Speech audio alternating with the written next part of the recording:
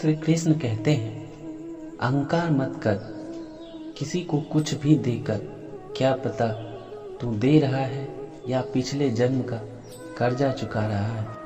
इस भौतिक संसार का यह नियम है, जो वस्तु उत्पन्न होती है कुछ काल तक रहती है, अंत में लुप्त हो जाती है, चाहे वे शरीर हो या फल हो। भगवान श्री कृष्ण कहते हैं, जैसे प्राणी अपने पुराने कपड़ों उतार कर फेंक देता है, नए को धारण करता है, उसी प्रकार यह आत्मा पुराने शरीर से त्याग करके नए शरीर प्राप्त करती है।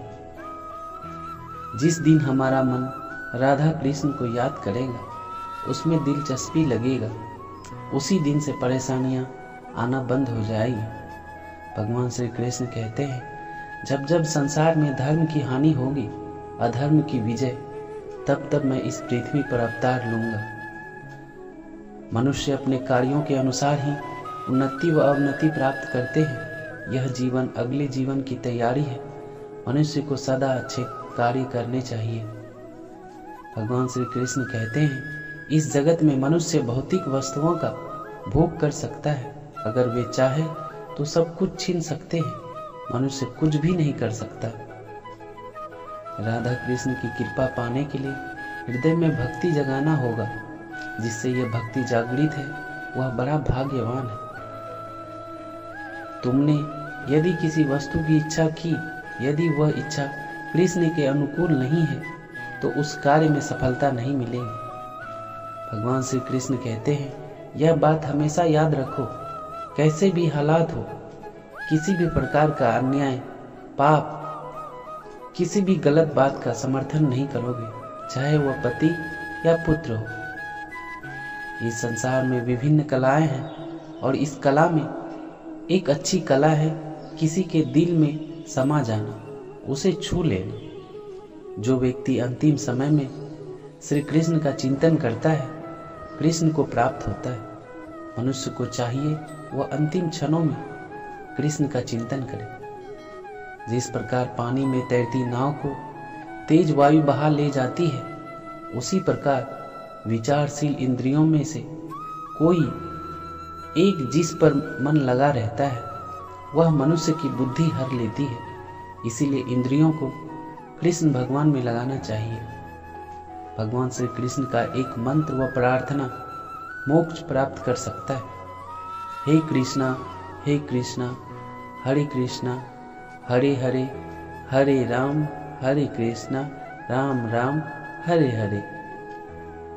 भगवान कृष्ण को जान लेने से मनुष्य जन्म मरण के बंधनों से मुक्त हो जाता है। भगवान श्री कृष्ण कहते हैं, लोग जिस भाव से मुझे ग्रहण करते हैं, उसी के अनुसार उन्हें फल मिलता है। महायुद्ध में कृष्ण भगवान यह दिखाना चाहते थे कि पाप की हार होती है और सत्य की जीत। अहंकार करने पर इंसान की प्रतिष्ठा, वंश, वैभव तीनों ही चले जाते हैं। विश्वास ना हो तो रावण, कौरव और कंस का अंत देख लो। जन्म लेने वाले के लिए मृत्यु निश्चित है, जितना की मृत्यु होने वाले व्यक्ति का जन्म लेना निश्चित है। यह जीवन का सच है। उपहार देना तब अच्छा लगता है जब उस व्यक्ति के पास वह वस्तु आप दे दो जिसकी वह कल्पना नहीं कर सकता था। इसीलिए उपहार सही है, समय पर सही इंसान को देना चाहिए।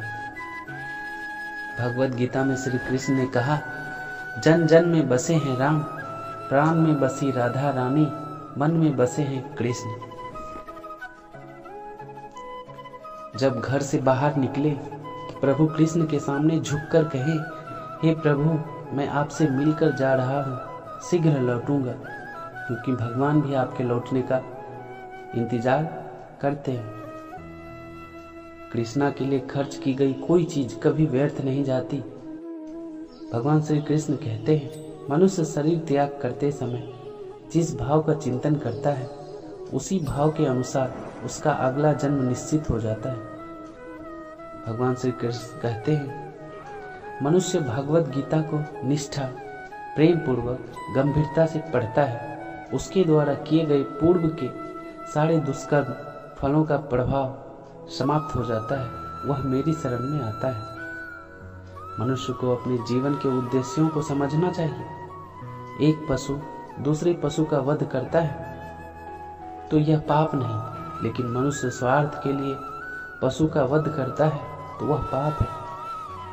जिंदगी में हम कितने गलत हो या सही सिर्फ दो लोग जानते हैं, एक आत्मा और दूसरा। कृष्ण का कहना है, हमारे यह शरीर रथ है, बुद्धि हमारी सारथी है, मन चालाक है और इंद्रियां हमारे घोड़े हैं। सुख दुख का अनुभव आत्मा को मन व इंद्रियों की संगति से होता है।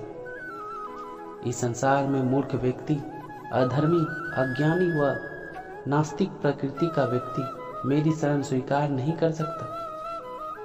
यदि कोई व्यक्ति प्रेम से, भक्ति से पुष्प, फल, जल भी मुझ पर चढ़ा दे तो उसी भाव से उसे स्वीकार करता हूँ, यह मेरा प्रिय भक्त होता है।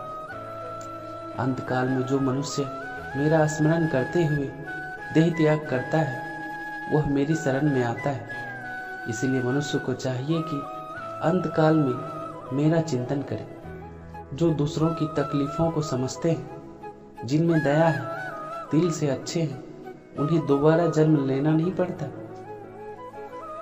जब हम स्वयं जीवन के शिल्पकार हैं तो चलो हम अपनी मुश्किलों को हराते हैं, जीवन में मुस्कुराते हैं।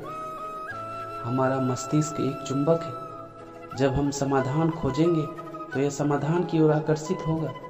अगर परेशानी की सोचेंगे तो उसी की ओर आकर्षित होगा। हमेशा सकारात्मक सोच रखें। मन जहाँ शुद्ध होगा वहाँ मन एकाग्र हो जाएगा। जब मन एकाग्र होगा तो वह कुशाग्र होगा, तब तुम्हें परम शांति की प्राप्ति होगी। आदमी को 84 लाख योनियों के बाद यह मनुष्य तन प्राप्त हुआ। इसे ऐसे ना गंवाएं, हर समय परमात्मा के नाम का स्मरण करें। मनुष्य जीवन जीने के दो रास्ते हैं, चिंता व चिंतन। कुछ चिंता में जीते हैं, कुछ चिंतन में। चिंता में जीने वाले हजारों हैं, चिंतन में 2-4 हैं। चिंता स्वयं एक मुसीबत है, चिंतन उसका समाधान। जब आप कृष्ण की पूजा नहीं कर पाए तो यह मत समझना समय नहीं मिला। सोचो, आज हमने ऐसा कौन सा काम किया कि भगवान ने अपने सामने खड़ा होना पसंद नहीं किया। चाहे लाख रुपये इकट्ठा कर लो, अपने कर्मों के सिवा इस दुनिया में कुछ नहीं ले जा सकते हो। खाली हाथ आए हो, खाली हाथ जाना है। भगवत गीता कृष्ण के मुख से निकले वचन है। गंगा भगवान के चरणों से निकली, फिर भी गीता गंगा जल से अधिक महत्वपूर्ण। जन्म लेना, इसीलिए जो अपरिहार्य है उस पर शोक नहीं करना चाहिए। भगवान श्री कृष्ण ने अर्जुन से कहा, हे अर्जुन, जो कोई भी व्यक्ति जिस किसी भी देवता की पूजा विश्वास के साथ करने की इच्छा रखता है, मैं उस व्यक्ति का विश्वास उसी देवता में दृढ़ कर देता हूँ। वह व्यक्ति जो सभी इच्छाएं त्याग देता है और मैं और मेरा की लालसा और भावना से मुक्त हो जाता है, उसे अपार शांति की प्राप्ति होती है। जो होने वाला है वो होकर ही रहता है और जो नहीं होने वाला है वह कभी नहीं होता। ऐसा निश्चय जिनकी बुद्धि में होता है उन्हें चिंता कभी नहीं सताती है। समय से पहले और भाग्य से अधिक कभी किसी को कुछ नहीं मिलता है। जो व्यवहार आपको दूसरों से पसंद ना हो, ऐसा व्यवहार आप दूसरों के साथ भी ना करें। जब जब इस धरती पर पाप, अहंकार और अधर्म बढ़ेगा तो उसका विनाश कर पुनः धर्म की स्थापना करने हेतु मैं अवश्य अवतार लेता रहूंगा। भगवान श्री कृष्ण ने अर्जुन से कहा, हे अर्जुन, मैं भूतकाल, वर्तमान और भविष्य काल के सभी जीवों को जानता हूँ, लेकिन वास्तविकता में मुझे कोई नहीं जानता है। केवल व्यक्ति का मन ही किसी का मित्र और शत्रु होता है। अच्छे कर्म करने के बावजूद भी लोग केवल आपकी बुराइयां ही याद रखेंगे। इसीलिए लोग क्या कहते हैं इस पर ध्यान मत दो, तुम अपना काम करते रहो। मनुष्य को परिणाम की चिंता किए बिना लोभ, लालच और निस्वार्थ और निष्पक्ष होकर अपने कर्तव्यों का पालन करना चाहिए। मानव कल्याण ही भगवत गीता का प्रमुख उद्देश्य है। इसलिए मनुष्य को अपने कर्तव्यों का पालन करते समय मानव कल्याण की प्राथमिकता देना चाहिए। मनुष्य को जीवन की चुनौतियों से भागना नहीं चाहिए और न ही भाग्य और ईश्वर की इच्छा से जैसे बहानों का प्रयोग करना चाहिए। अपने आप को भगवान के प्रति समर्पित कर दो, यही सबसे बड़ा सहारा है। जो कोई भी इस सहारे को पहचान गया वह डर, चिंता और दुखों से आजाद रहता है। ना तो यह शरीर तुम्हारा है और ना ही तुम इस शरीर के मालिक हो। यह शरीर 5 तत्वों से बना है, आग, जल, वायु, पृथ्वी और आकाश। एक दिन यह शरीर इन्हीं 5 तत्वों में विलीन हो जाएगा। जब इंसान अपने काम में आनंद खोज लेते हैं तो उन्हें पूर्णता प्राप्त करते हैं। हे अर्जुन, मैं धरती का मधुर सुगंध हूँ, मैं अग्नि की उष्मा हूँ, सभी जीवित प्राणियों का जीवन और सन्यासियों का आत्म संयम भी मैं ही हूँ।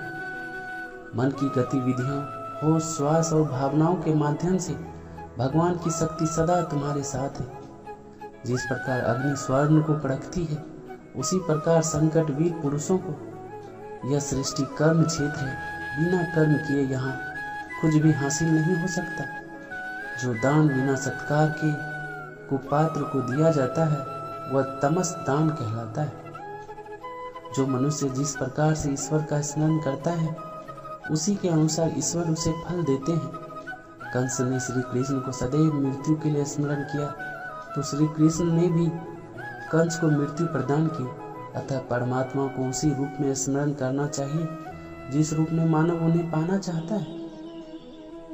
आत्मज्ञान की तलवार से अपने हृदय से अज्ञान के संदेह को काट कर अलग कर दो। उठो, अनुशासित रहो। सफलता जिस ताले में बंद रहती है वह 2 चाबियों से खुलती है, एक कठिन परिश्रम और दूसरा दृढ़ संकल्प। जिस प्रकार की ज्योति अंधेरे में चमकती है, ठीक उसी प्रकार सत्य भी चमकता है। इसलिए हमेशा सत्य की राह पर चलना चाहिए।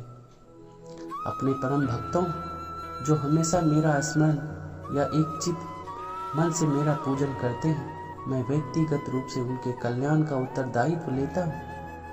मनुष्य को अपने कर्मों के संभावित परिणामों से प्राप्त होने वाली विजय या पराजय, लाभ या हानि, प्रसन्नता या दुख इत्यादि के बारे में सोचकर चिंता से ग्रसित नहीं होना चाहिए। श्रेष्ठ पुरुष को सदैव अपने पद और गरिमा के अनुरूप कार्य करने चाहिए, क्योंकि श्रेष्ठ पुरुष जैसा व्यवहार करेंगे तो उन्हीं आदर्शों के अनुरूप सामान्य पुरुष भी वैसा ही व्यवहार करेंगे। जिसने मन को जीत लिया उसने पहले ही परमात्मा को प्राप्त कर लिया, क्योंकि उसने शांति प्राप्त कर ली।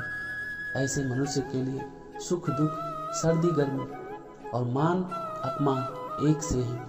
मनुष्य का मन इंद्रियों के चक्रव्यूह के कारण भ्रमित रहता है, जो वासना, लालच, आलस्य जैसी बुरी आदतों से ग्रसित हो जाता है। इसलिए मनुष्य को अपने मन एवं आत्मा पर पूर्ण नियंत्रण होना चाहिए। राधे राधे दोस्तों।